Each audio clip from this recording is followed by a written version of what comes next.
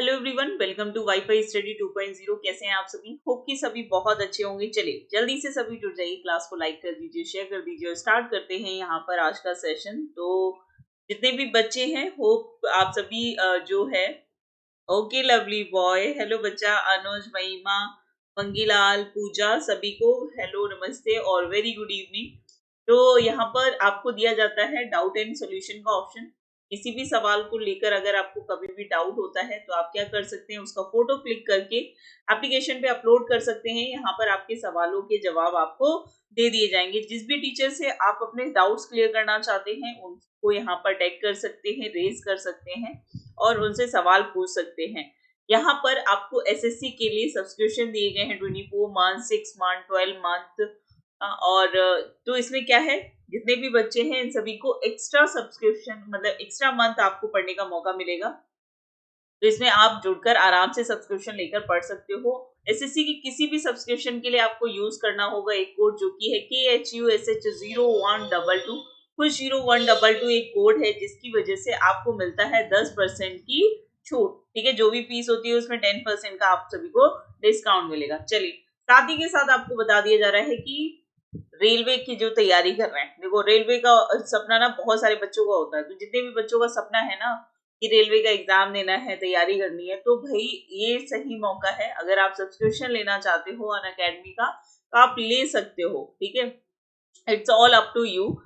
क्योंकि इस समय जो रेलवे कैटेगरी प्राइस है वो बहुत ही कम कर दिए गए हैं, बहुत ही कम कर दिए गए हैं। आप आराम से 1 साल का 2 साल का सब्सक्रिप्शन लेकर आराम से तैयारी कर सकते हो। तो यहाँ पर आप जुड़ सकते हैं और इसके लिए भी आप एक कोड यूज कर सकते हैं जो कि है KHUSH0122। इस कोड का आप यूज करेंगे तो इसमें भी जो फीस होगी उसमें भी आपको 10% की छूट यहाँ पर मिलेगी। एसएससी के लिए सब्सक्रिप्शन दिए गए हैं यहाँ पर 24 मंथ, 12 मंथ, 6 मंथ, आप यहाँ पर देख सकते हो। तो जो भी बच्चे हैं यहाँ पर इस कोड को ध्यान रखिए, आपको इस जो भी फीस अमाउंट है उसमें 10% की छूट तभी मिलेगी जब आप इसका यूज करेंगे। सभी को वेरी गुड इवनिंग, नमस्ते। चलिए आशी, डीके बहुत बढ़िया, सूर्या, नीलम, मूंगीलाल, महिमा, लवली बॉय, सभी का आंसर यहाँ सॉरी सभी जुड़ चुके हैं। आप सभी के कमेंट मुझे शो नहीं हो रहे हैं, क्यों भाई, क्या दिक्कत हो रही है? ओके, अभी कमेंट आ रहे हैं। तो लेट्स क्रैक इट। तो स्टार्ट करते हैं यहाँ पर आज का सेशन और आज का पहला सवाल है कि निम्नलिखित में से कौन भारत आने वाला पहला अंग्रेजी जहाज है, ये बताओ। ठीक है, आपने सबने सुना होगा कि ब्रिटिशों का आने का क्रम कि पुर्तगाली आए, फिर डेन आए, फिर अंग्रेज आए, फ्रांसीसी आए, डेनिश आए। लेकिन यहाँ पर पूछा गया है कि पहला अंग्रेजी जहाज जो है, जो सबसे पहले भारत आया था वो कौन था? एलिजाबेथ नाम था या बंगाल था, रेड ड्रैगन था या फिर मैफ्लावर जाड़ा? ये जहाज का नाम है। इनमें से कौन सा आंसर जो है यहाँ पर बिल्कुल सही हो जाएगा?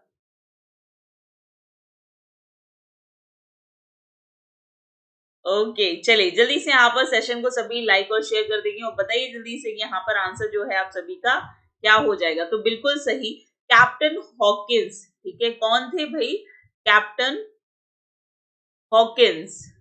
ठीक है, कैप्टन हॉकिंस जो थे, इनके नेतृत्व में 1608 ईस्वी में पहला ब्रिटिश जहाज कहां पर आया था? सूरत में, जिसका नाम था रेड ड्रैगन। ठीक है, कहां पहुंचा था? सूरत। सूरत पे जाकर इसने पहला कदम रखा था।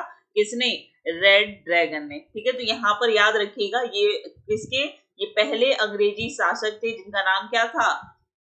Captain Hawkins. तो यहाँ पर आंसर सभी का क्या हो जाएगा? सी ऑप्शन बिल्कुल सही हो जाएगा। अगला सवाल है कि भारत में पुर्तगाली सत्ता का वास्तविक नींव रखने वाला महानतम पुर्तगाली गवर्नर कौन था? आप सभी जानते हैं कि जो पुर्तगालियों का भारत आने का उद्देश्य था वो व्यापार था। ठीक है, लेकिन धीमे धीमे ये किस तरफ बढ़ गए? सत्ता की ओर बढ़ गए। यहाँ पर अपनी पावर को क्या करने लगे? स्टेबलाइज करने लगे और यहाँ पर अब इन्हें क्या करना है? शासन करना है। ठीक है, तो धीमे धीमे ये अब वही है ना कि घर पर पहले आ गए कि भाई ये करना है, व्यापार करने का एक उद्देश्य बता दिया इन्होंने। लेकिन जब इन्हें पता चला कि भारत में जो शक्ति का विभाजन ऑलरेडी हो चुका है, सारी सत्ताएं जो है एक दूसरे से बिखरी हुई हैं, तो ये सही मौका है अपनी सत्ता को यहाँ पर स्थापित करने का। इसी वजह से यहाँ पर आप देखोगे, बिल्कुल सही, यहाँ पर आप देखोगे कि एक व्यक्ति आते हैं जिनका नाम है अल्बुकर्क,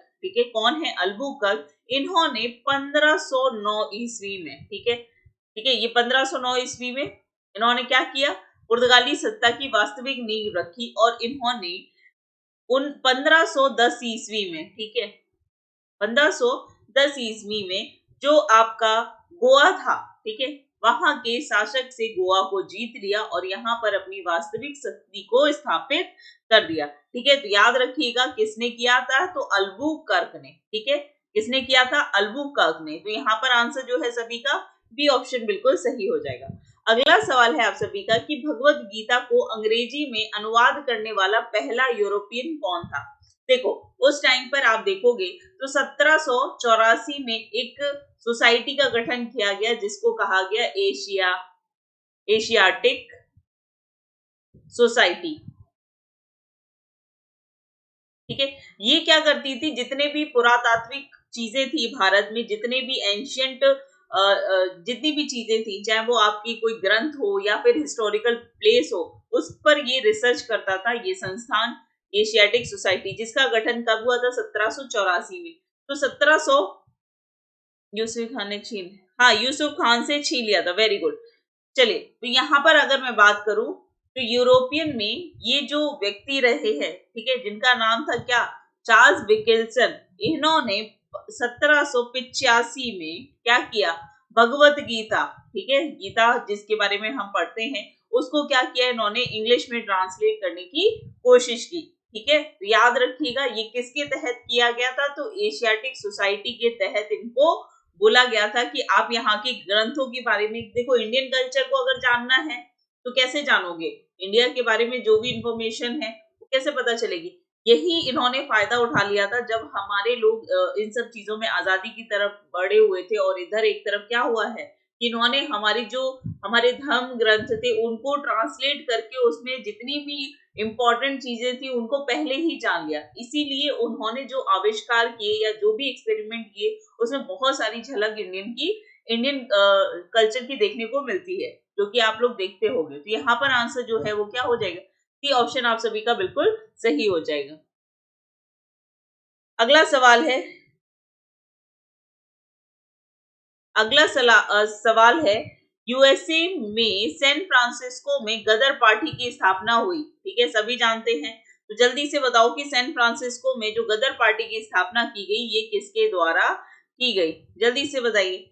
देखो, गदर पार्टी की स्थापना सैन फ्रांसिस्को, जो कि कहाँ पे था? यूएसए में हुई, और ये 1913 में, ठीक है, 1913 में इसका गठन किया गया था। और ये किसके द्वारा किया गया था? तो लाला हरदयाल के साथ। किसके द्वारा? लाला हरदयाल के द्वारा, ठीक है। और सोहन सिंह भागना इसके पहले अध्यक्ष बने। तो यहाँ पर आंसर जो है आप सभी का क्या हो जाएगा? ये आंसर बिल्कुल सही हो जाएगा। अगला सवाल है आपका कि रॉलेट एक्ट 1919 किसके काल में लागू किया गया था? जल्दी से यहाँ पर बताइए कि रॉलेट एक्ट जो आया था वो किसके काल में लागू किया गया था? लॉर्ड चेम्सफोर्ड के, लॉर्ड विलियम के द्वारा, या मिंटो के द्वारा, या वेंटिक? यहाँ पर आंसर जो है सभी का क्या हो जाएगा? चलिए जल्दी से यहाँ पर बताइए कि आंसर जो है वो क्या हो जाएगा। रॉलेट एक्ट जो कि जिसे काला कानून के नाम से भी जाना जाता है, ठीक है, इसे ब्लैक लॉ भी जाना जाता है। और ये कब आया था? तो लॉर्ड चेम्सफोर्ड के टाइम में, ठीक है। आपने देखा होगा 1919 का जो एक्ट था, 1909 का जो एक्ट था वो किसके काल में आया था? मार्ले मिंटो के टाइम पे। लेकिन रॉलेट एक्ट कब आया था? मॉन्टेग्यू चेम्सफोर्ड के टाइम पे। तो यहाँ पर याद रखिएगा 1919 में लॉर्ड चेम्सफोर्ड यहाँ पर बिल्कुल सही आंसर हो जाएगा। अगला सवाल है आप सभी का कि स्वतंत्र भारत के प्रथम अध्यक्ष कौन थे? ठीक है, स्वतंत्र भारत के प्रथम अध्यक्ष कौन थे? यहाँ पर पूछा गया है कि प्रथम अध्यक्ष का मतलब है कि फर्स्ट आपके लोकसभा स्पीकर कौन थे? फर्स्ट लोक सभा जो स्पीकर हैं वो कौन थे? जल्दी से यहाँ पर बताइए कि आंसर जो है Shrimati Sarojini Naidu, Frank Anthony, A K. Munshi, या फिर जीवी मावलंकर। जल्दी से यहाँ पर आंसर देंगे और सभी सेशन को लाइक और शेयर कर देंगे। ठीक है बच्चा, चलिए तो यहाँ पर जल्दी से बताइए कि आंसर जो है आप सभी का क्या हो जाएगा। Very good.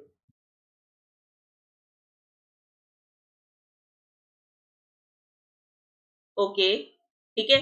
तो यहाँ पर अगर हम बात करें तो बिल्कुल जीबी मावलंकर जो थे लोकसभा के स्वतंत्र मतलब स्वतंत्रता के बाद पहले लोकसभा अध्यक्ष बने गए थे। अभी अगर हम वर्तमान में बात करें तो कौन है आपके, ओम बिरला जी है ना। कौन है, ओम बिरला जी वर्तमान में क्या है आपके लोकसभा के स्पीकर हैं, है ना, लोकसभा के स्पीकर हैं। डी ऑप्शन यहाँ पर बिल्कुल सही हो जाएगा। अगला सवाल है आपका कि संविधान में मौलिक कर्तव्य किस संशोधन के द्वारा जोड़ा गया। ठीक है, यहाँ पर बात करें अगर हम फंडामेंटल ड्यूटीज की, हमारे देखो हमारे राइट्स की बात होती है कि भाई हर इंसान का, आप हो, आपके कुछ राइट्स हैं कि भाई मुझे कहीं भी घूमने की आजादी होनी चाहिए, है ना, मुझे कुछ भी बोलने की आजादी होनी चाहिए, तो ये तो आपके राइट्स हो गए। लेकिन कर्तव्यों की तो फिर आपकी ड्यूटी भी तो है ना कि आपको भी तो कुछ करना चाहिए देश के लिए। तो यहाँ पर आपके कर्तव्यों को गिनाया गया और ये लाया गया किसके द्वारा, स्वर्ण सिंह, किसके द्वारा, स्वर्ण सिंह समिति ने क्या किया, अनुशंसा की रखी और बोला कि या व्यक्तियों को या कि भारत के नागरिकों को भी क्या करना चाहिए, उनकी कर्तव्य पता होने चाहिए। तब यहाँ पर आप देखेंगे एक अमेंडमेंट एक्ट लाया जाता है जिसका नाम क्या है, 42वां 42वां संविधान संशोधन होता है कब, 1976 में। ठीक है, कब होता है, 1976 में, जिसके तहत आपका जो क्या है, चलिए ठीक है, तो यहाँ पर जो संविधान का भाग 4 था, ठीक है, जिसमें डीपीएसपी थे, उसी में जोड़ दिया गया भाग 4 का करके, और इसमें जोड़ दिए गए 10 फंडामेंटल ड्यूटीज। ठीक है, कितने, स्टार्टिंग में यहाँ पर 10 फंडामेंटल ड्यूटीज जोड़े गए। उसके बाद 2002 में, ठीक है, 86वां 86 अमेंडमेंट एक्ट कराया गया। ठीक है, फिर संविधान संशोधन हुआ 2002 में, और एक अलग तरीके की कर्तव्य की क्या हुई, आवश्यकता हुई, जिसमें ये बताया कि प्रत्येक भारतीय, जितने भी भारतीय हैं भारत में, उन सभी जो भी माता पिता हैं वो अपने 6 से 14 साल के बच्चों को एजुकेशन प्रोवाइड कराएंगे। ठीक है, तो ये 11वां आपका क्या जोड़ दिया गया, फंडामेंटल ड्यूटीज यहाँ पर जोड़ दी गई। ठीक है, तो इससे रिलेटेड यही क्वेश्चन आते हैं कि ये कर्तव्य जो है ये किसकी किस समिति की अनुशंसा पे किया गया था, तो स्वर्ण सिंह। कौन सा अमेंडमेंट है, तो 42 है। कितने अभी वर्तमान में कितने आपके फंडामेंटल ड्यूटीज हैं, तो 11 है ना। और ये कहाँ से लिया गया है, तो ये लिया गया है आपके रशिया से। ठीक है, ये जो कॉन्सेप्ट है फंडामेंटल ड्यूटीज का, ये कहाँ से लिया गया है, तो ये लिया गया है रशिया से। तो यहाँ पर आंसर जो है आप सभी का बी ऑप्शन बिल्कुल सही हो जाएगा। क्लियर है, चलिए अगला सवाल है आपका, परविंदर, ओके,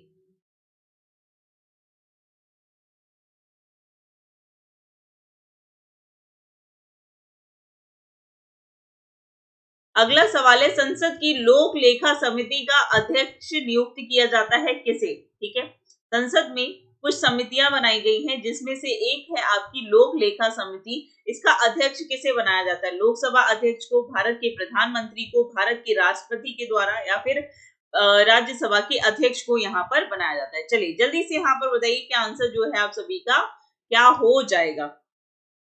तो आप देखोगे कि ये जो लोक लेखा समिति है, ठीक है, इसका गठन जो है प्रतिवर्ष किया जाता है, और इसमें जो सदस्यों की संख्या है, क्वेश्चन पूछा जाता है कि जो लोक लेखा समिति है, ठीक है, जो लोक लेखा समिति है इसमें कितने सदस्य होते हैं। ये क्वेश्चन आपके एग्जाम में कई बार पूछा गया है, तो इसको ध्यान रखेंगे। समिति में कितने सदस्य होते हैं, तो इसमें टोटल 22 मेंबर होते हैं, जिसमें से कि आप देखोगे 7 सदस्य जो होंगे वो कहां से होते हैं, आपके राज्यसभा के होते हैं। कहां से होते हैं, राज्यसभा के होते हैं। बाकी बचे कितने, 15, और ये 15 सदस्य जो होते हैं कहाँ के होते हैं, लोकसभा सदस्य होते हैं। कहाँ होते हैं, लोकसभा सदस्य होते हैं। ठीक है, और इसका जो अध्यक्ष चुना जाता है वो लोकसभा के जो अध्यक्ष होते हैं, जो स्पीकर होते हैं लोकसभा के, उनको बनाया जाता है लोक लेखा समिति के लिए। ठीक है, याद रखना ये कितने सदस्य होते हैं, राज्यसभा के कितने होते हैं और लोकसभा के कितने होते हैं, और इसका अध्यक्ष किसे चुना जाता है, यही क्वेश्चन आपके एग्जाम में पूछे जाते हैं इसी तरीके से बना बना के। ठीक है, क्वेश्चन यही होगा, इसका पैटर्न आपका घुमा घुमा के आपको पूछ लिया जाएगा। चलिए, तो यहाँ पर आंसर जो है सभी का क्या हो जाएगा, ए आंसर आप सभी का बिल्कुल सही हो जाएगा। Very good DK, Nishu, Parvinder,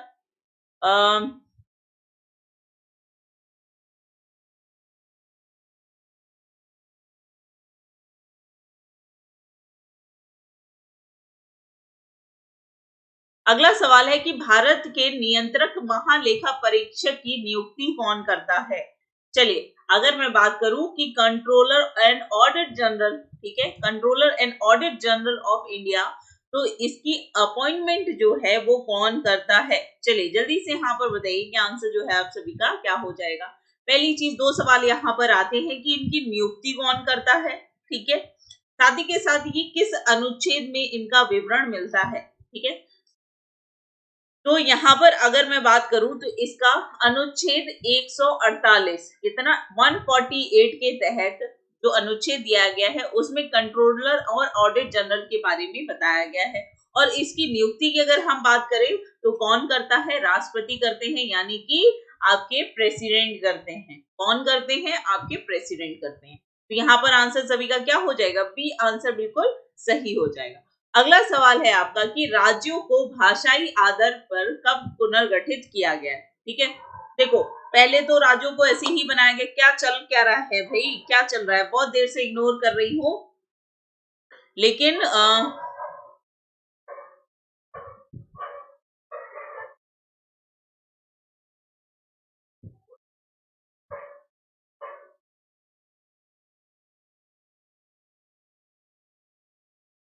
चलिए,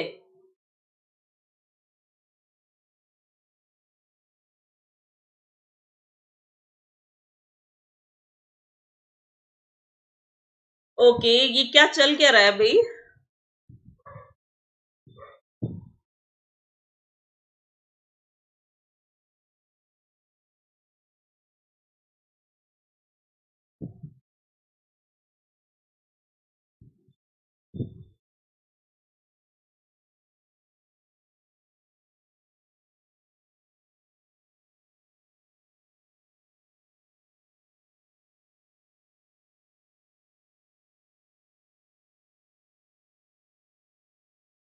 जल्दी से यहाँ पर बताइए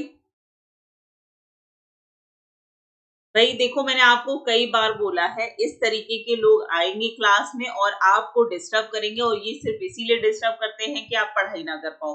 ये अपना कंपटीशन कम करने की कोशिश कर रहे हैं। आपको लग रहा है कि इनके बात करने का कोई औचित्य है, आपको रियली लग रहा है कि आपको इनको इम्पोर्टेंस देनी चाहिए। ये अपना काम करने आए हैं और इनके काम को आप लोग क्या कर रहे हो, अप्रिशिएट कर रहे हो रिस्पॉन्स देके, जस्ट इग्नोर इट। आप, प्रॉब्लम यही है, जिस चीज पे रिएक्ट करना चाहिए वहां करो।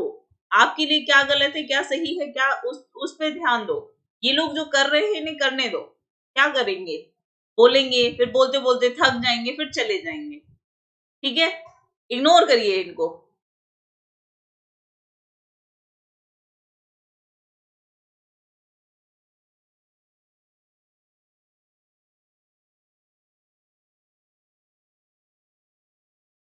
चलो, तो यहाँ पर देखोगे तो राज्यों का गठन क्या किया, भाषाई आधार पर किया गया, और अभी भी क्या लगा हुआ है इसी चीज पर, कई राज्य अपने यहाँ पर बात कर रहे हैं। तो भाषाई आधार पर जो पहला राज्य गठित किया गया वो कौन सा था, बिल्कुल सही, 1556 में किया गया था। कौन सा राज्य है, आंध्र प्रदेश। ठीक है, आंध्र प्रदेश। और इसी आंध्र प्रदेश से 2 जून 2014 को एक राज्य अलग होकर बना, जिसका नाम क्या है, तेलंगाना। ठीक है, कौन सा राज्य अलग हुआ है, तेलंगाना। ठीक है, क्लियर है। तो यहाँ पर आंसर जो है सभी का सी ऑप्शन जो है बिल्कुल सही हो जाएगा। अगला सवाल है आपका कि भारत में त्रिस्तरीय पंचायती राज प्रणाली का प्रस्ताव किसने रखा।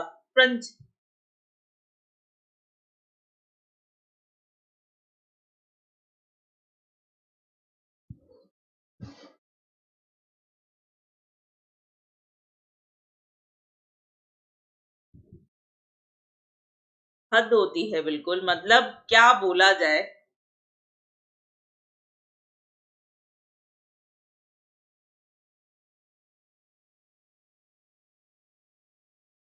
एनीवेज, चलो, त्रिस्तरीय पंचायती राज व्यवस्था की बात करें तो दो तरीके की पंचायती राज व्यवस्था की यहाँ पर बात की जाती है। एक तो है त्रिस्तरीय की बात जो की है वो बलवंत राय मेहता समिति के द्वारा की है। अशोक मेहता ने द्विस्तरीय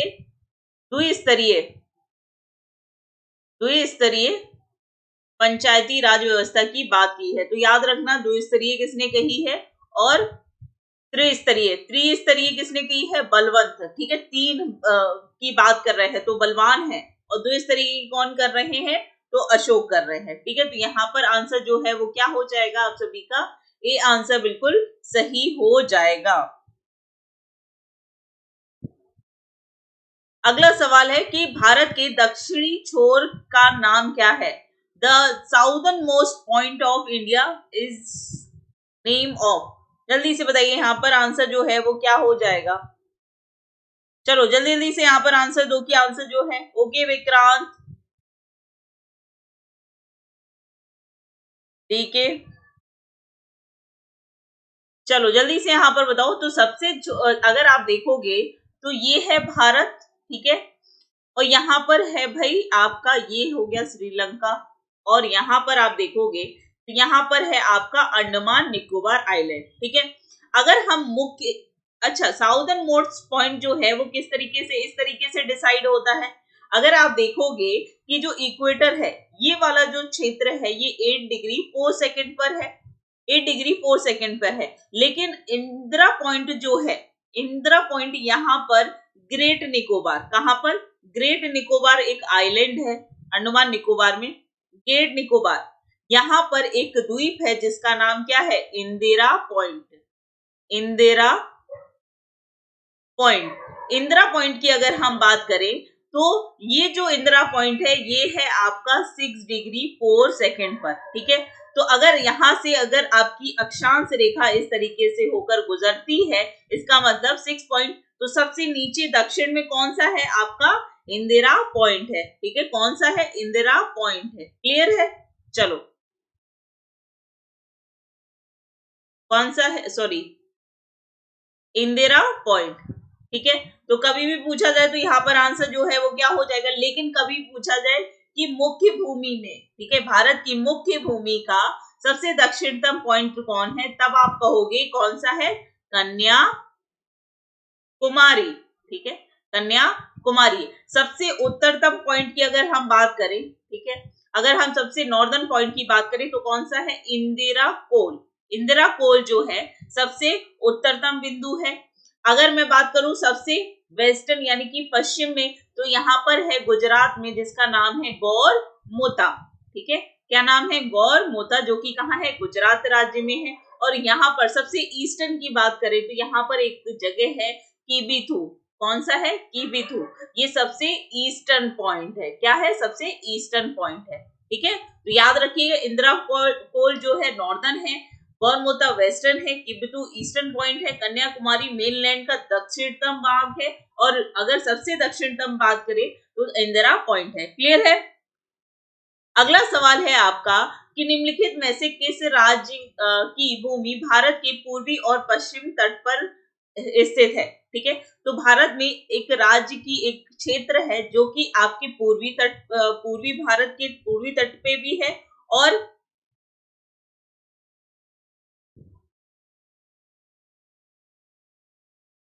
सुरेश गुप्ता। ठीक है, पहली चीज तो ये तेरा नाम नहीं है ना बच्चे, और ये सब चीजें क्यों है, ये क्या मतलब, ये क्या चल रहा है, आप क्या, दूसरों को आप तब उंगली उठाते हो जब आप खुद कुछ नहीं होते हो। ठीक है, जब आप खुद कुछ नहीं कर रहे होते हो तब आपकी उंगली दूसरों की तरफ उठती है।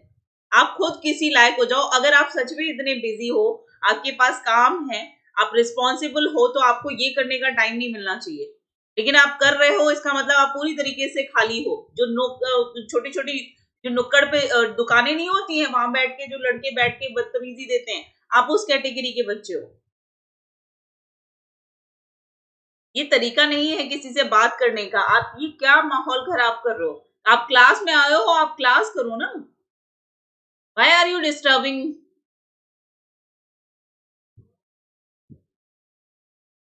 और सच और झूठ आप नहीं तय करोगे। आप थोड़ी बताओगे कि कौन कैसा है कौन नहीं। आपके कह देने से नहीं होगा। आपको क्या पता कि वो पूरी फैमिली की रिस्पॉन्सिबिलिटी उठा रहा हो? आप जानते हो उसे? नहीं जानते ना।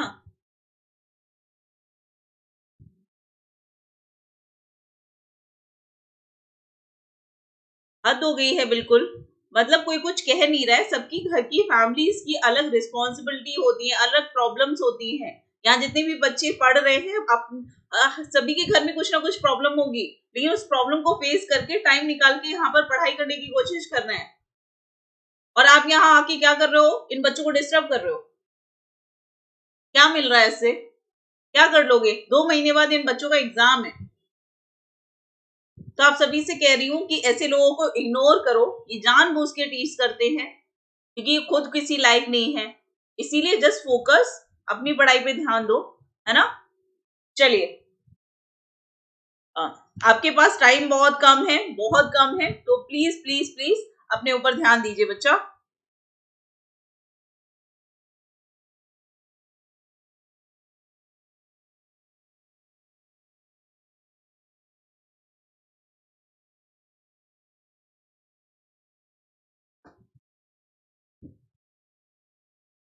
चलिए, अगर आप सब कुछ जानते बूझते भी कर रहे हैं तो फिर तो और भी गलत बात है। क्या कहा जाए भाई, आप सभी को। आप तैयारी करने आ रहे हो और इस तरीके की चीजें। चलिए, वेरी गुड इवनिंग सभी को। और प्लीज प्लीज प्लीज ये सब इग्नोर करिए। और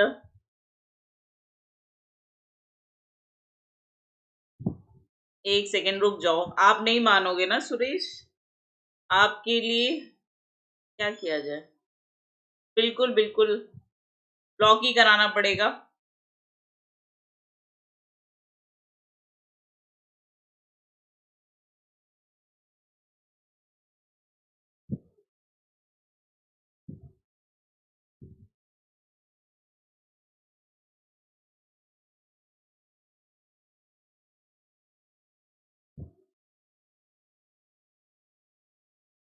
ओके, चलिए, तो इग्नोर करिए।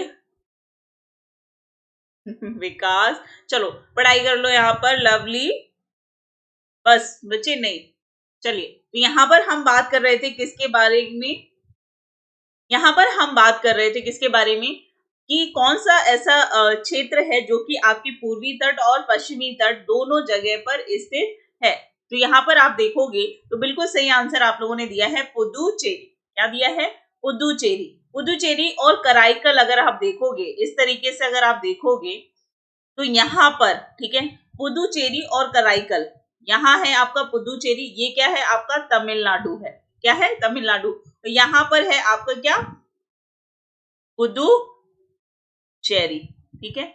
और यहाँ पर इसी के नीचे दक्षिण में है कराईकल। क्या है? कराईकल है। ठीक है। इसके बाद आप देखोगे कि यहाँ पर केरल में, ठीक है, ये है आपका केरला। केरला में आप देखोगे तो केरल में मिलेगा आपको कौन सा? माहे। ठीक है, कौन सा है? माहे है। माहे। अच्छा, यहाँ पर एक चीज जान लो कि माहे पूरे भारत का सबसे छोटा जिला है। Smallest district of India. Smallest district of India. अगर आपसे पूछा जाए कि भारत का सबसे छोटा जिला कौन सा है, तो माहे है। ठीक है। इसके बाद आप देखोगे तो यहाँ पर आपको मिलेगा एक, इसके ऊपर कौन सा है? आंध्र प्रदेश राज्य है। यहाँ पर आंध्र प्रदेश राज्य। आंध्र प्रदेश में यहाँ पर मिलेगा आपको यन्नम। कौन सा मिलेगा? यन्नम। ठीक है। अच्छा, ये तो हो गया भाई कि सबसे स्मॉलेस्ट डिस्ट्रिक्ट है। सबसे बड़ा डिस्ट्रिक्ट कौन सा है इंडिया का? Largest district of India. सबसे बड़ा डिस्ट्रिक्ट बताइए, बताइए। सबसे बड़ा जिला कौन सा है भारत में? जल्दी से यहाँ पर आंसर देंगे सभी। चलिए, जल्दी से यहाँ पर बताइए आंसर जो है आप सभी का क्या हो जाएगा।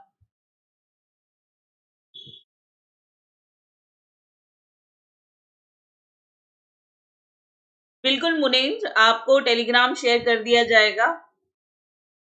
ठीक है।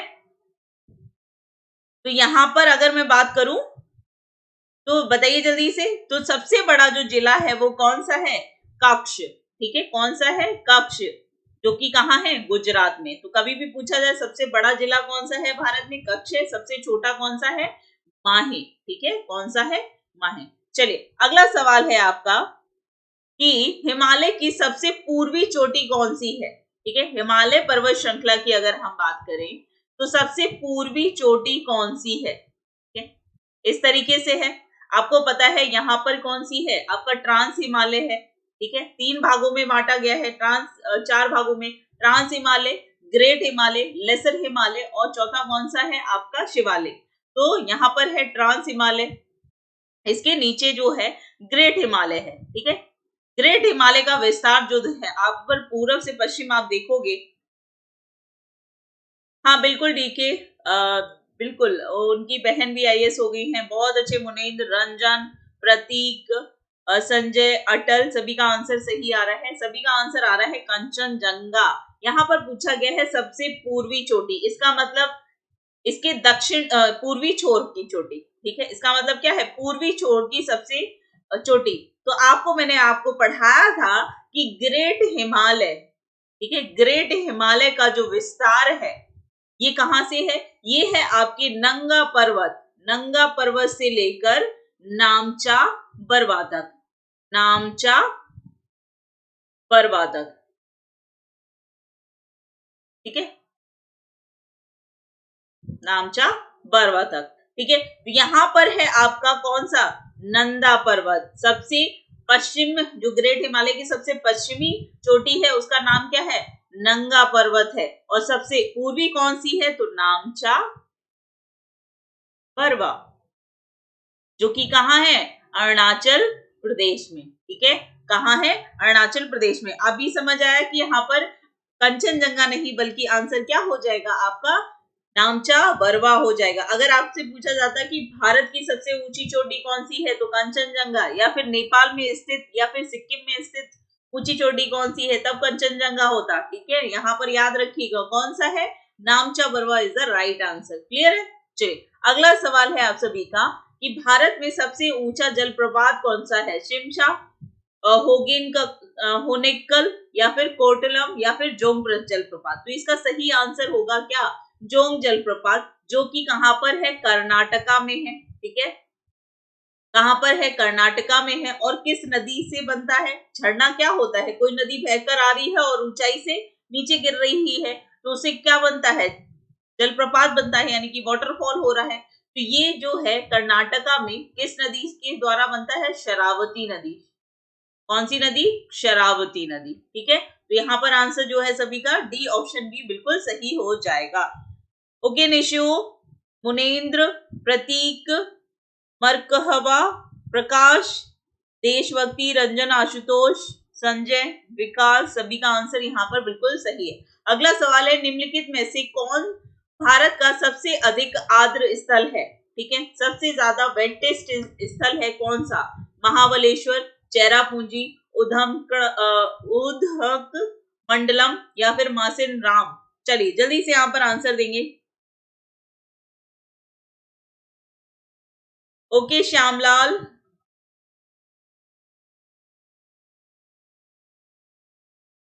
हाँ बिल्कुल, बहुत बढ़िया। अभिजीत, डीके, जय, निशु, जल्दी से यहाँ पर आंसर देंगे आप सभी। सबसे ज्यादा वेटेस्ट यानी कि आर्द्रतम भूमि जो है भारत में कौन सी है? जल्दी से आंसर दीजिए। यहाँ पर बात हो रही है कि सबसे आर्द्र का मतलब क्या है? सबसे ज्यादा ह्यूमिडिटी कहाँ होती है? जहां पर सबसे ज्यादा वर्षा होती है।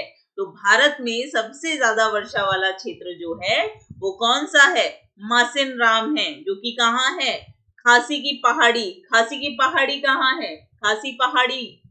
ठीक है, खासी पहाड़ी, खासी जनजाति है खासी पहाड़ी पे। ये कौन सी जगह है? मेघालय। कौन सी है? मेघालय। ठीक है, तो इस जगह को क्या कहेंगे? वेटलैंड या फिर आर्द्र भूमि। ठीक है, आर्द्र स्थल। क्लियर है? इस तरीके से जो क्वेश्चन के जो शब्दावली है उसको चेंज करके, क्वेश्चन को ट्विस्ट करके आपका क्वेश्चन गलत कराया जाता है। इसीलिए ध्यान देना है कि पूछ क्या रहा है। ठीक है। अगर इंग्लिश हिंदी में समझना है तो इंग्लिश में पढ़ना है, इंग्लिश में समझ में ना आए फिर दोबारा हिंदी में पढ़ना, लेकिन पेपर देते टाइम पे इस चीज का विशेष ध्यान रखना, वहां पर छोटी छोटी टर्मिनोलॉजीज जो होती है वही आपके क्वेश्चंस को गलत कराती हैं, और आप सभी जानते हो कि एक एक नंबर कितना इंपॉर्टेंट होता है।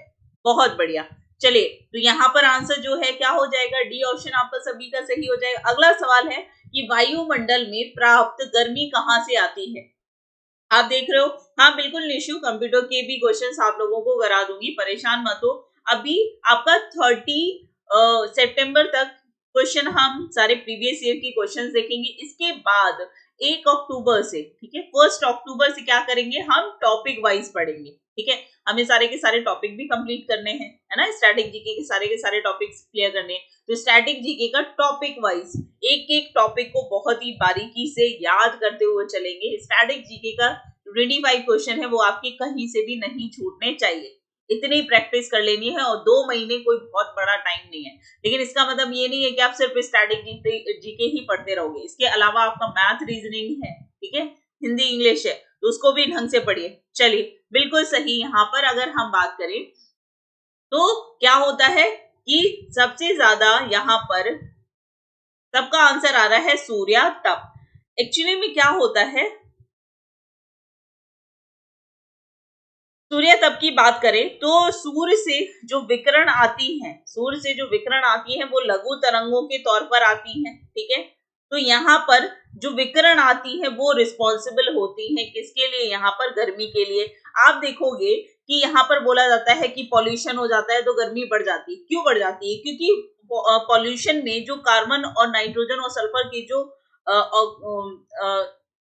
तत्व होते हैं, ठीक है, ये क्या करते हैं, ये जो आने वाली किरणें होती हैं, जो लघु तरंगे होती हैं, उसकी एनर्जी को एब्जॉर्ब कर लेती हैं, ठीक है, जिसकी वजह से क्या हो जाता है, हीट बढ़ जाती है, जिसकी वजह से क्या होती है, टेम्परेचर बढ़ जाता है, ठीक है। हाँ बिल्कुल, तो यहाँ पर आंसर जो है सभी का क्या हो जाएगा, radiation is the right answer, ठीक है। सी ऑप्शन समझ में आई बात की क्यों है, ठीक है, वेरी गुड विभा, जय, डीके, निशु। अगला सवाल है आप सभी का कि भागीरथी और अलकनंदा का संगम कहां पर होता है, ठीक है। तो अगर आप देखोगे तो भागीरथी की अगर हम बात करें, भागीरथी नदी कहां से निकलती है, ये निकलती है आपकी गंगोत्री ग्लेशियर से। तो सब कहते हैं ना कि गंगा निकलती है गंगोत्री से, नहीं नहीं नहीं नहीं नहीं, तो करेक्ट कर लो। अभी देखो जहां तक है आपका नवंबर से शुरू हो जाएगा, लेकिन एक कंफर्म डेट अभी हम नहीं कह सकते हैं।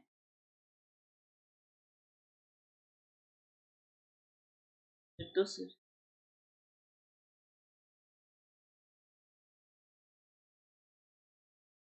चलो ये जब ज्योग्राफी पढ़ाऊंगी तब आपको सूर्यातप और विकिरण के जो रेडिएशन होता है उसका पूरा पूरा प्रोसेस बताऊंगी कि किस तरीके से जब सनलाइट आती है पृथ्वी पर गिरती है उसके बाद रिफ्लेक्ट होती है, ये सब हम करेंगे बाद में, परेशान मत हो, मैं ये सारा कुछ कराऊंगी। यहाँ पर बात करें तो यहाँ पर निकलती है भागीरथी और सतोपंथ। सतोपथ एक ग्लेशियर है जो कि ये दोनों ही कहाँ है, गंगोत्री ग्लेशियर है, सतोपथ ग्लेशियर है, ये दोनों कहाँ है आपके उत्तराखंड में, दोनों ही कहाँ है उत्तराखंड। यहाँ से निकलती है आपकी अलकनंदा, ठीक है, और यहाँ से निकलती है भागीरथी। यहाँ से कौन सी निकलती है, अलकनंदा, ठीक है। यहाँ पर अलकनंदा से आकर कई सारी नदियां मिलती हैं, तो देवप्रयाग, रुद्रप्रयाग, ठीक है, कर्णप्रयाग, ये सब बनाती हैं, और लेकिन भागीरथी अलकनंदा से जहां मिलती है उसे हम कहते हैं देवप्रयाग, ठीक है, क्या कहते हैं, देवप्रयाग। आपने देखा होगा इन दोनों नदियों का जो कलर है वो भी अलग है। ओके निशु, यही कराऊंगी इसी 4 बजे वाले सेशन में ही। 2 महीने का टाइम है और 2 महीने का टाइम जो है सफिशिएंट है, भले ही मुझे क्लास जो है लंबी लेनी पड़े, लेकिन आपका पूरा का पूरा सिलेबस यहाँ पर कंप्लीट होगा जीडी के लिए, साथ ही के साथ जितने भी वनडे एग्जाम है उनके लिए भी, ठीक है। यहाँ पर आंसर जो है सभी का क्या हो जाएगा, देवप्रयाग बिल्कुल सही आंसर हो जाएगा।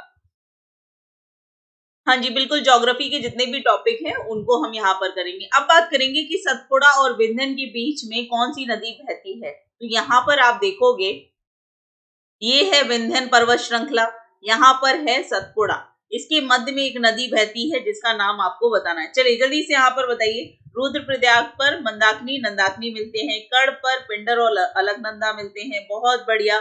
चलिए जल्दी से यहाँ पर बताइए, तो यहाँ पर जो नदी बहती है ये हो गया आपका विंध्यन, ये हो गया सतपुड़ा। ठीक है, सतपुड़ा से एक नदी निकलती है और ये दोनों ही नदियां क्या बनाती हैं, एस्चुरी बनाती हैं। यहाँ पर जो नदी है इसका नाम क्या है, नर्मदा। ठीक है, जो कि कहाँ से निकलती है, अमरकंटक की पहाड़ी से निकलती है। और सतपुड़ा से जो निकलती है उसका नाम क्या है नदी का, ताप्ती नदी। ठीक है, ये दोनों ही एस्चुरी बनाती हैं। एस्चुरी और डेल्टा में अगर हम डिफरेंस करेंगे, ओके विवाह,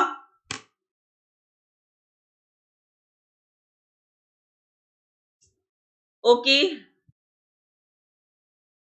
हाँ बिल्कुल आपका कंप्लीट हो जाएगा, परेशान मत हो बच्चे, सारा का सारा रिवाइज करा दूंगा। ठीक है, 2 क्लासेस हो जाएंगी, एक पे हम क्वेश्चन आंसर के फॉर्मेट में मिक्स क्वेश्चन करेंगे जिससे कि हो जाएगा, और एक आपका टॉपिक वाइज करेंगे। यहाँ पर बात करें तो नर्मदा बिल्कुल सही आंसर आया है। मैं आपको बता रही थी कि एस्चुरी और डेल्टा में क्या डिफरेंस होता है। एस्चुरी जो होती है, जब आपकी नदी क्या करती है, मिट्टी लेके जाती है, गाद लेके जाती है, कचरा लेके जाती है, सारा का सारा क्या करती है, जाकर जो तट होता है उसके मुहाने पर छोड़ देती है, और समुद्र की लहरें आकर क्या करती हैं, टकराती हैं और उसको बहाकर ले जाती हैं। तो इस घटना को हम कहते हैं एस्चुरी। लेकिन आप देखोगे जब आपका कचरा थोड़ा होगा तब तो समुद्र की लहरें इजीली इस चीज को कर लेंगी। लेकिन अगर आप देखोगे कि अगर हम बात करें पूर्वी तट पे, तो पूर्वी तट की जो नदियां हैं इनका अपवाह क्षेत्र बहुत ज्यादा है। ये यहाँ से निकलकर बहुत बड़ा अपवाह क्षेत्र क्या करती है, बनाती हैं। ठीक है, और आप देखोगे तो इस वजह से जो यहाँ की नदियां गाद लेके जाती हैं वो बहुत ज्यादा होता है, जिसके चलते वो क्या करती हैं, वहां पर मुहाने पर क्या बना देती हैं, डेल्टा बना देती हैं, और इसी डेल्टा पे क्या बनता है, आपका मैंग्रोव वन। ठीक है, तो यहाँ पर आंसर बिल्कुल सही आया है, नर्मदा नदी जो है सतपुड़ा और विंध्यन के बीच बहती है। अगला सवाल है, हाँ नीचे गिरता है उसे एस्चुरी कहते हैं, वेरी गुड। अगला सवाल है, एकमात्र सेंचुरी जो कश्मीरी महामृग पाया जाता है। ठीक है, कश्मीरी महामृग की अगर हम बात करें, इनमें से किस एस्चुरी में पाया जाता है, काना एस्चुरी, या फिर काना नेशनल पार्क, दाचीगाम एस्चुरी, गिर, या फिर मृदुमई। चलिए जल्दी से यहाँ पर आंसर देंगे और सभी सेशन को लाइक और शेयर भी कर देंगे। जल्दी से यहाँ पर बताएंगे कि आंसर जो है आप सभी का क्या हो जाएगा।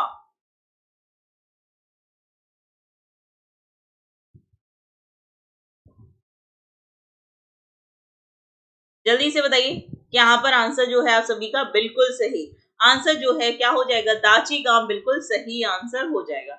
अगला सवाल है आपका कि मैंग्रोव वन पर विश्व वैश्विक तापन का क्या प्रभाव होगा।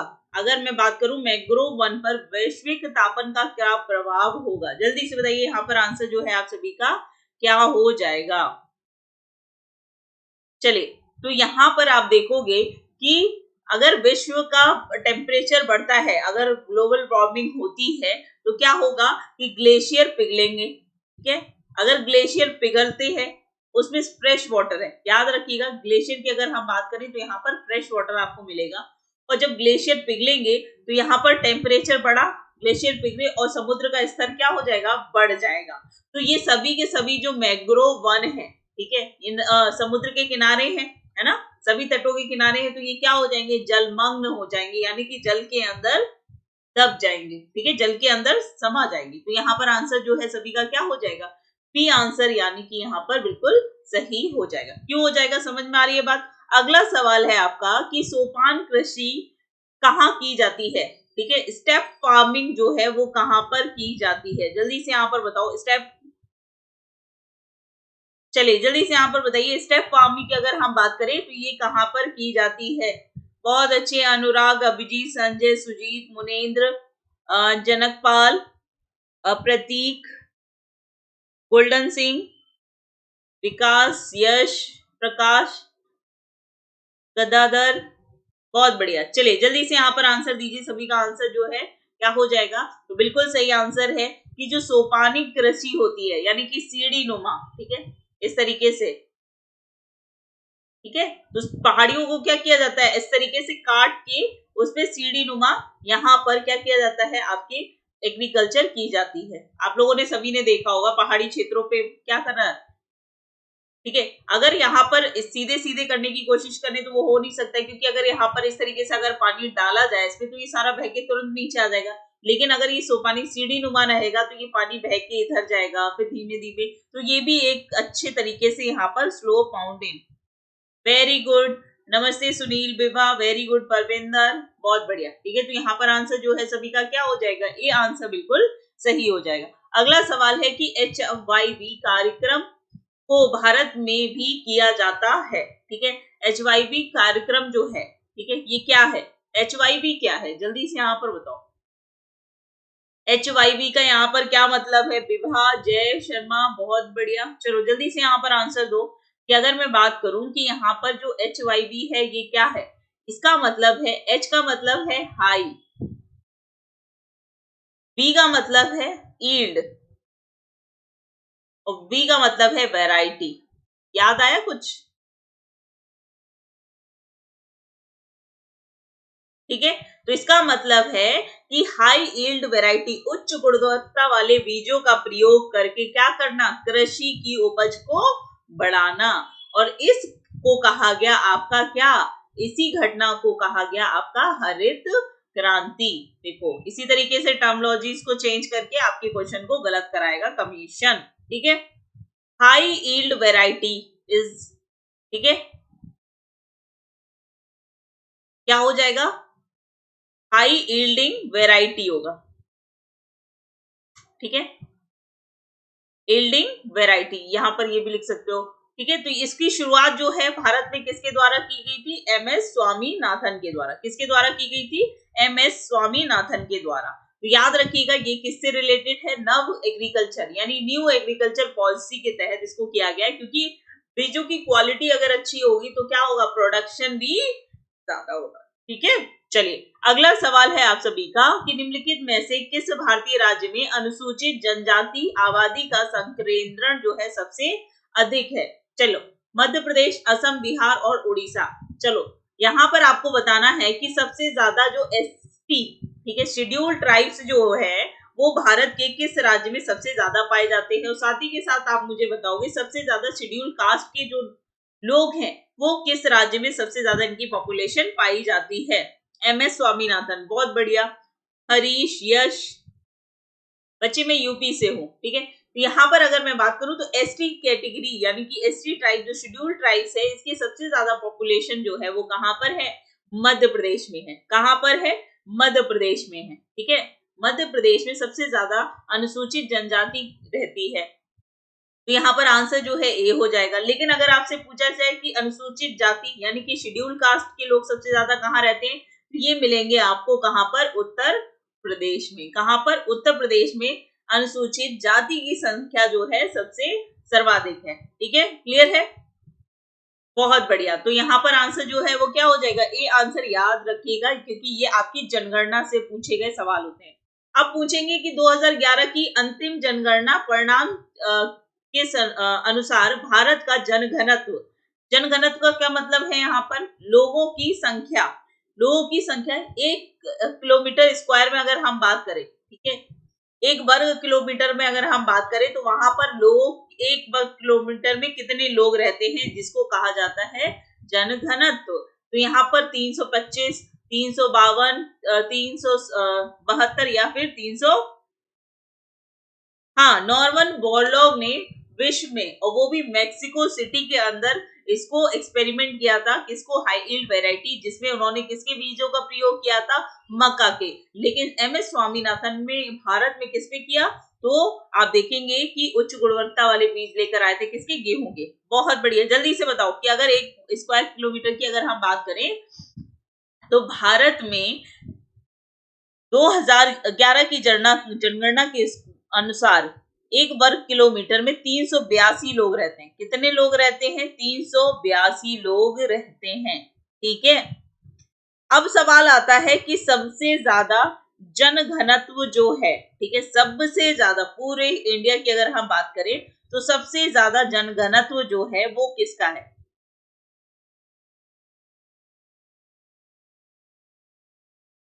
अगर हम बात करें तो सबसे ज्यादा जो राज्य है जनघनत्व में सबसे अधिक, ये है बिहार का। कहाँ का है? बिहार राज्य का। लेकिन अगर पूछा जाए सबसे कम, अगर आपसे पूछा जाए सबसे कम जनघनत्व यानी सबसे कम लोग एक वर्ग किलोमीटर में रहते हैं, वो कौन सा है? तो अब आप कहेंगे अरुणाचल प्रदेश। ये डाटा है 2011 की जनगणना के अनुसार। इस चीज को आप सभी ध्यान रखेंगे, ठीक है? इस सभी चीज को ध्यान रखेंगे कि ये जो डाटा है ये किसके अनुसार है आपका। अब यहाँ पर ये सवाल आता है कि अरुणाचल प्रदेश में 1 स्क्वायर किलोमीटर में कितने लोग रहते हैं? तो सिर्फ 17 लोग, ठीक है? 1 वर्ग किलोमीटर में कितने लोग रहते हैं? 17 लोग। लेकिन अगर हम बिहार की बात करें, ठीक है, तो यहाँ पर कितने लोग रहते हैं? तो यहाँ पर 1 वर्ग किलोमीटर में 1106 लोग रहते हैं। कितने लोग रहते हैं? 1106 लोग रहते हैं। क्लियर है? तो याद रखिएगा, केरल नहीं होगा बच्चे।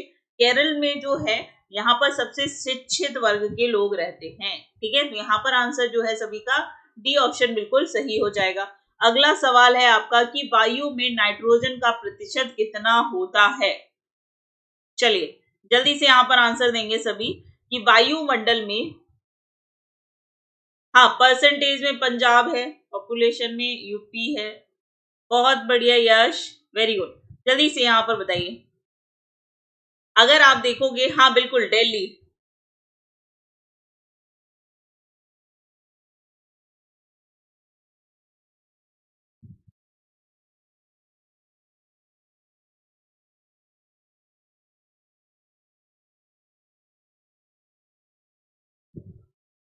एक सेकेंड रुको, बिहार से भी ज्यादा जो पॉपुलेशन है, नहीं यहाँ पर इसको करेक्ट करो, ये बिहार नहीं, यहाँ पर दिल्ली आंसर सही होगा। सही बोल रहे हो आप बच्चे, एस्पिरेंट दिल्ली होगा, क्योंकि दिल्ली का जो पॉपुलेशन है, अगर हम 1 वर्ग किलोमीटर में बात करें तो दिल्ली में लगभग 11,320 लोग रहते हैं 1 वर्ग किलोमीटर में। हाँ तो दिल्ली की पॉपुलेशन जनघनत्व जो है ज्यादा होगा, यहाँ पर करेक्ट कर लीजिए, ठीक है?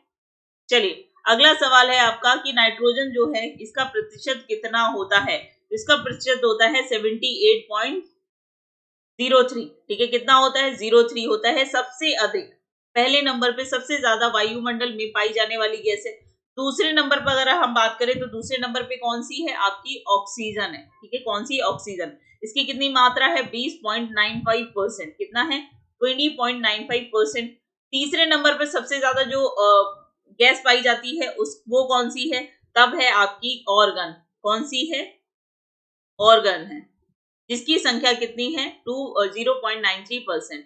और चौथे नंबर पे सबसे ज्यादा मात्रा में कौन सी पाई जाती है? आपकी कार्बन डाइऑक्साइड, जिसका प्रतिशत कितना होता है? 0.039%। तो इसको ध्यान रखिएगा। आंसर जो है यहाँ पर क्या हो जाएगा? सी ऑप्शन आप सभी का बिल्कुल सही हो जाएगा। अगला सवाल है कि काले वन पाए जाते हैं।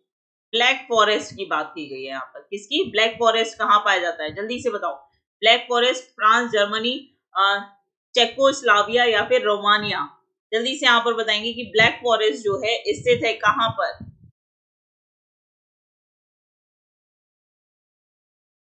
जल्दी से बताइए, यहाँ पर आंसर जो है सभी का क्या हो जाएगा? बहुत बढ़िया मुनेन्द्र, यश, एस्पिरेंट, शिवम, विभा, प्रकाश, सभी का आंसर यहाँ पर बिल्कुल सही है।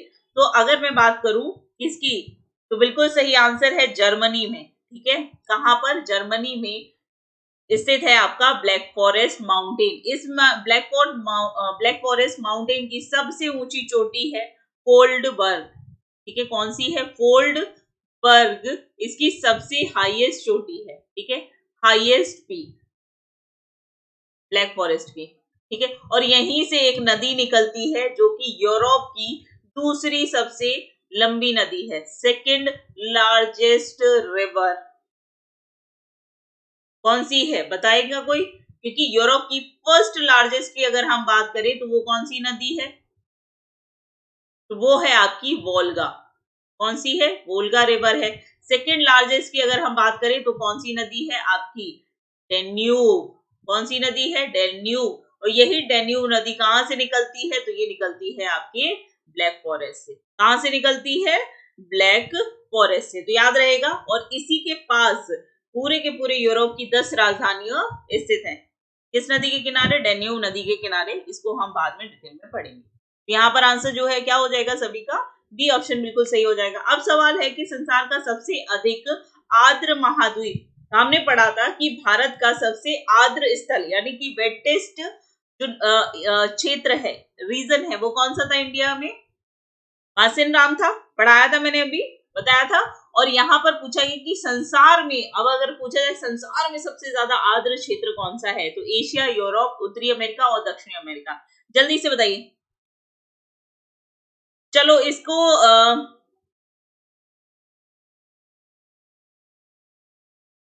ओके, इसमें जो डेंसिटीज को लेके थोड़ा सा कंफ्यूजन है बच्चे, मैं नेक्स्ट क्लास में आपका डाउट क्लियर कर दूंगी, है ना। मुझे लग रहा है इसमें कुछ गड़बड़ है, थोड़ा सा कंफ्यूजन हो रहा है, तो इसको क्लियर कर देंगे, कोई बात नहीं। चलिए जल्दी से यहाँ पर बताइए कि आंसर जो है सभी का क्या होगा। कि अगर सबसे ज्यादा वेटेस्ट की बात करें तो आप सभी जानते हैं कि सबसे ज्यादा सघन वन कहाँ पाए जाते हैं? दक्षिण अमेरिका में। किस रीजन में? अमेजन बेसिन में। ठीक है, अमेजन बेसिन, जो अमेजन नदी का अपवाह क्षेत्र है, वहां पर सबसे ज्यादा क्या है आपका? हाँ, दिल्ली यूनियन टेरिटरी है, बिल्कुल सही। ओके यश, ओके, मैं मैं मतलब कंफर्म कर लेती हूँ एक बार, थोड़ा सा, ठीक है। चलो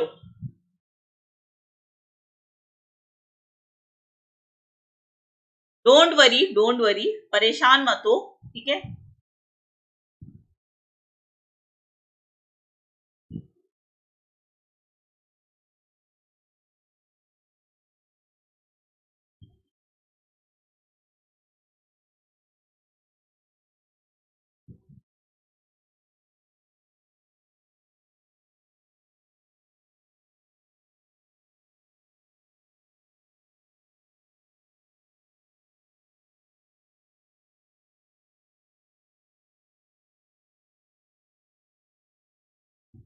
दिल्ली होगा बच्चे इसका आंसर, दिल्ली सबसे ज्यादा पॉपुलेटेड है, ठीक है, बिल्कुल। South America is the right answer होगा। तो यहाँ पर याद रखिएगा सबसे ज्यादा वर्षा वाला क्षेत्र है अमेजन बेसिन। तो यहाँ पर आंसर क्या हो जाएगा? डी ऑप्शन बिल्कुल सही हो जाएगा। अगला सवाल है आपका कि लाल मृदा में लाल रंग, मिट्टी का जो लाल रंग होता है ना रेड सॉइल में, वो किस कारण आता है?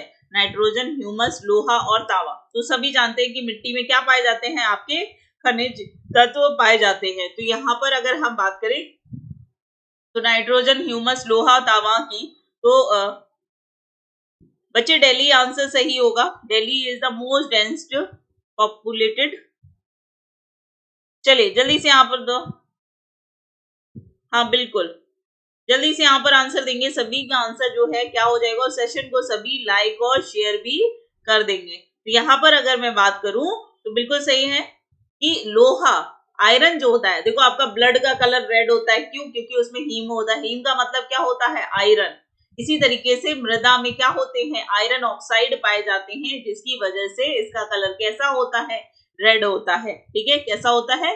रेड होता है। तो सी ऑप्शन यहाँ पर बिल्कुल सही हो जाएगा। अगला सवाल है आपका कि पृथ्वी का विशालतम पारिस्थितिकी तंत्र जो है वो कहाँ पर है? अगर इकोसिस्टम की अगर हम बात करें तो इकोसिस्टम क्या? जहां पर जीव जंतु और वनस्पति आपस में रहते हैं, सबसे ज्यादा वैरायटी, ठीक है, कि जीव जंतु होगी, ठीक है, पेड़ पौधे, सबसे ज्यादा विविधता पेड़ पौधों की, छोटे बड़े मोटे। तो ये सब जो वैरायटी है प्लांट्स की और एनिमल्स की, सबसे ज्यादा कहाँ पाई जाएगी? वायुमंडल में, जलमंडल में, स्थल मंडल में, या फिर जीव मंडल में? चलिए जल्दी से यहाँ पर बताइए कि आंसर जो है आप सभी का क्या हो जाएगा।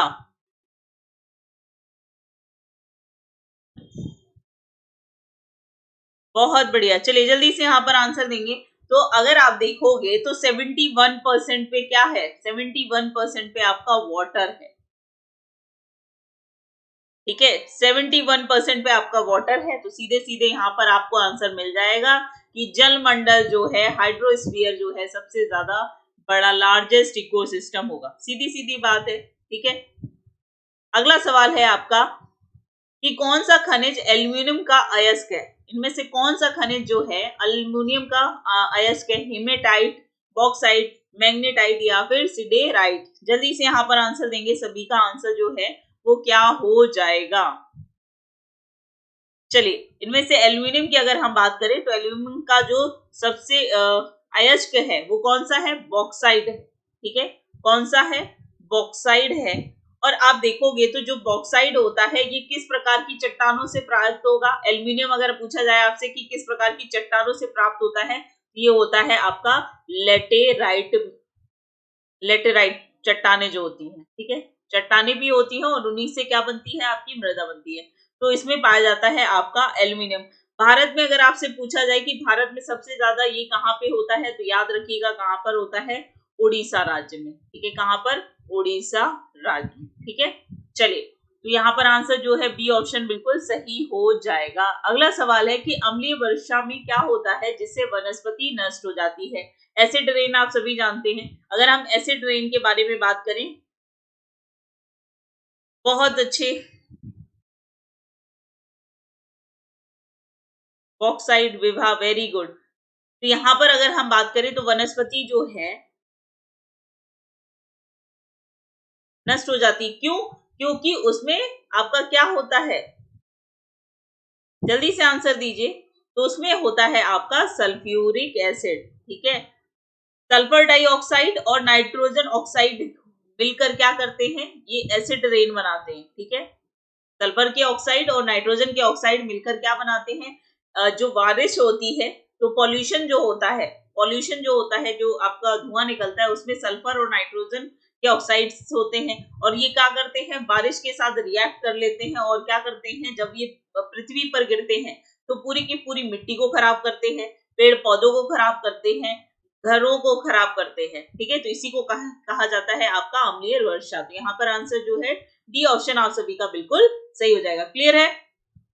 चलिए, अगला सवाल है आप सभी का कि कन्याकुमारी से आपको कहाँ जाना है, कोलंबो जाने के लिए क्या पार करना पड़ेगा। भाई आप कन्याकुमारी में बैठे हुए हैं, ठीक है, और कन्याकुमारी कहाँ है, केरला में।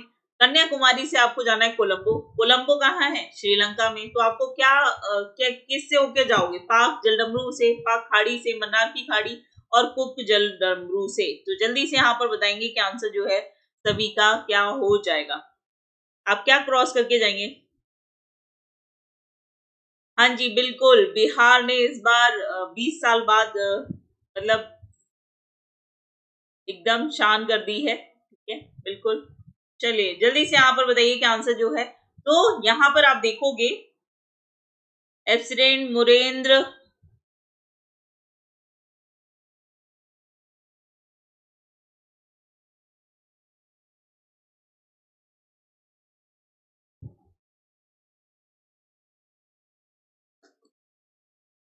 चलिए विभा, बिल्कुल। आप देखोगे तो आपको पार करके जाना होगा मन्नार की खाड़ी, ठीक है। इस तरीके से आप देखोगे, यहाँ है आपका कन्याकुमारी, ठीक है, और यहाँ है श्रीलंका, इधर है आपका पाक जल डमरू मठ, यहाँ है आपका पाक वे, ठीक है, और यहाँ पर है मन्नार की खाड़ी। तो कन्याकुमारी से आपको यहाँ पर है कोलंबो, कोलंबो कहाँ है, इस जगह पर स्थित है।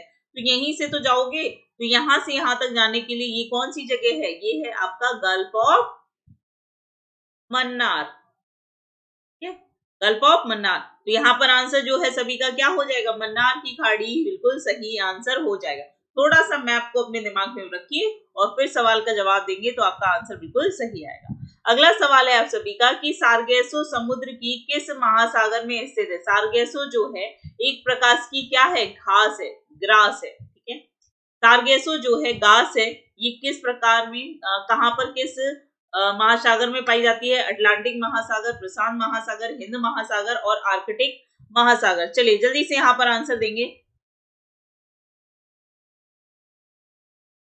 हाँ विवाह, मैंने देखा आपने आंसर बिल्कुल सही दिया था। तो यहाँ पर आंसर जो है वो क्या हो जाएगा, आपका अटलांटिक महासागर बिल्कुल सही हो जाएगा, ठीक है। तो जो आपका फ्लोरिडा या फिर यूएसओ के जो पूर्वी भाग है, यूएसए का जो पूर्वी भाग है, यहाँ पर पाया जाता है कौन सा, सारगेसो प्रकार की घास। तो ये कहाँ पर है, अटलांटिक ओशियन में।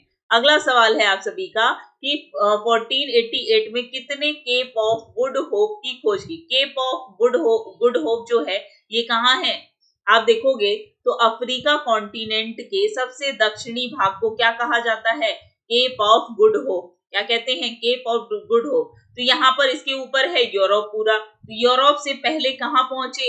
यहाँ पहुंचे केप ऑफ गुड होप, और उसके बाद आप कहाँ पहुंचे हैं? इंडिया। ठीक है, उसके बाद कहाँ पहुंचे हैं? इंडिया। तो यहाँ से यहाँ तक, ठीक है, तो यहाँ पर जो केप ऑफ गुड होप है जिसकी खोज 1488 में की थी, वो किसके द्वारा की गई थी? बिल्कुल सही, बार्थोलोमडियास के द्वारा। बार्थोलोमडियास के द्वारा, ठीक है, किसके द्वारा? बार्थोलोमडियास के द्वारा। तो सी ऑप्शन यहाँ पर आप सभी का बिल्कुल सही हो जाएगा। अगला सवाल है आपका कि ठंडे देशों में शीतकाल में झीलें क्या होती हैं? जम जाती हैं। आपने देखा होगा सर्दियों में जो मतलब झीलें होती हैं वो क्या होती हैं? ऊपर ही ऊपर जो पानी होता है उसका जम जाता है। लेकिन आप देखोगे कि झील के अंदर जो पानी होता है, मूवीज में देखा होगा, पिक्चर में देखा होगा, फोटोज में देखा होगा आपने, उसके नीचे का पानी नहीं जमता। ऐसा क्यों? जल्दी से बताओ,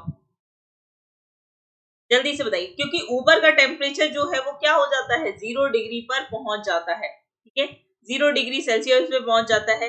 लेकिन नीचे जो है, वास्को डिगामा नहीं होगा, गोल्डन सिंह। लेकिन नीचे क्या होता है? जैसे जैसे हम पृथ्वी के अंदर जाते हैं, टेम्परेचर जो है 4 डिग्री बढ़ जाता है। सॉरी, नीचे जैसे जैसे जाते हैं इसका टेम्परेचर क्या होता है? बढ़ता जाता है। ठीक है, ऊपरी सतह पर वायुमंडल का टेम्परेचर कम है, मतलब ठंडा है, और पृथ्वी के अंदर का भाग जो है वो कैसा है? गर्म है। इसलिए नीचे की सतह पर जो जल होता है वो जमता नहीं है, और ऊपरी सतह पर टेम्परेचर 0 डिग्री पहुंचने पर क्या हो जाता है? झीलें जम जाती हैं। क्लियर है? तो यहाँ पर आंसर जो है सभी का क्या हो जाएगा? ए आंसर यहाँ पर बिल्कुल सही हो जाएगा। समझ आ रही है बात की नहीं आ रही है, ये बता दो। अब बात करेंगे कि इन निम्न में से किसमें संवहन होता है? संवहन जो है वो किसे कहा जाता है? कन्वेंशन जो होता है। ओके गोल्डन सिंह, चलो जल्दी से यहाँ पर आंसर देंगे सभी। क्या आंसर जो है सभी का क्या हो जाएगा? ओमपाल सिंह शेखावत, भारती, जनकपाल, गोल्डन सिंह, बहुत बढ़िया। जल्दी से यहाँ पर आंसर देंगे कि आंसर जो है आप सभी का क्या हो जाएगा। तो संवहन जो होता है वो किससे हो बनता है? आपके ठोस और द्रव में होता है। संवहन जो होता है वो ठोस और द्रवों में होता है। तो यहाँ पर आंसर जो है सभी का क्या हो जाएगा? ए आंसर आप सभी का बिल्कुल सही हो जाएगा। अगला सवाल है आपका कि पानी की टंकी को ऊपर देखने पर कम गहरी दिखाई देती है। तो सबने देखा होगा छत पे चढ़ के जो टंकियों में से झांक कर मम्मी भेजती होगी ना, ऊपर जाकर टंकी भी साफ कराती है मम्मी, है ना? ये होगी आप लोगों में से बहुत सारे लोगों ने, ये जो पानी की टंकी है उसको जब आप देखते हो ऊपर से तो उसमें थोड़ा सा पानी होता है तो वो कम गहरी नजर आती है। क्यों?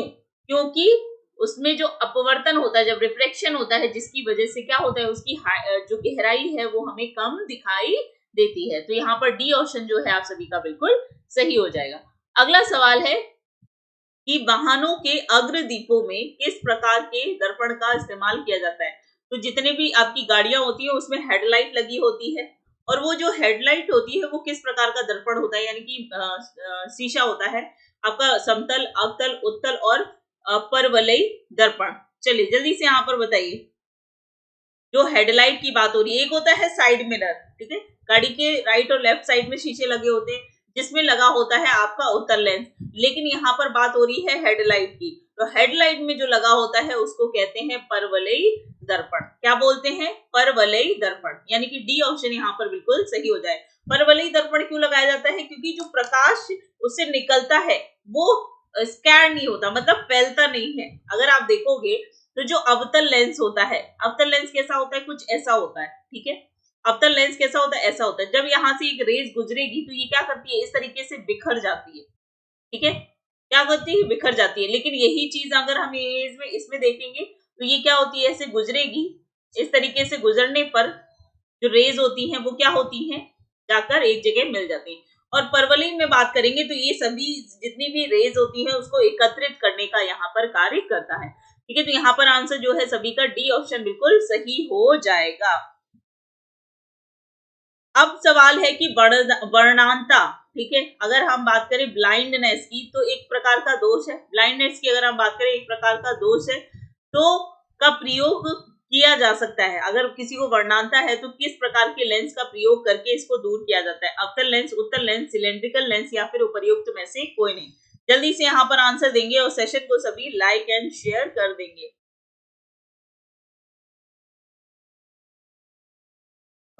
ओके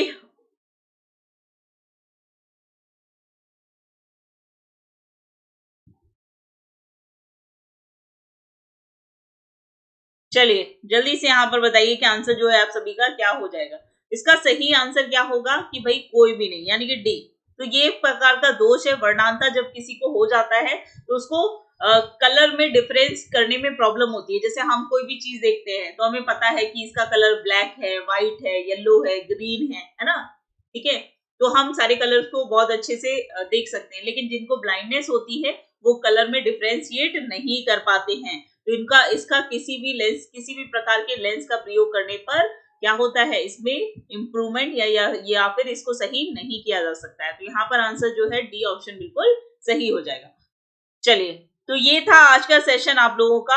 होप कि आप लोगों ने, ठीक है, चलिए तो ऐसे ही हंसते मुस्कुराते रहिए। डेली हम लोग एसएससी ग्रुप डी का जो सेशन है वो 30 सितंबर तक आपकी प्रीवियस ईयर के सारे पहले क्वेश्चंस करेंगे। एक तरीके का पैटर्न समझना है आपको यहाँ पर कि क्वेश्चन किस किस लेवल के आते हैं और किस तरीके के क्वेश्चंस आपको पढ़ने हैं, ठीक है।